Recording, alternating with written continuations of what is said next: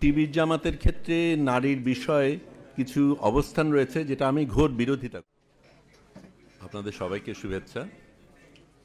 আমি কোনো রাজনৈতিক দলের সাথে সম্পৃক্ত না। জুলাই সনদের ব্যাপারে আমার দ্বিমত আছে, সব ক্ষেত্রে যে আমি একমত তা না। আজকে গান দিয়ে এই অনুষ্ঠানটা শুরু হয়েছে, তাতে আমি খুব খুশি হয়েছি।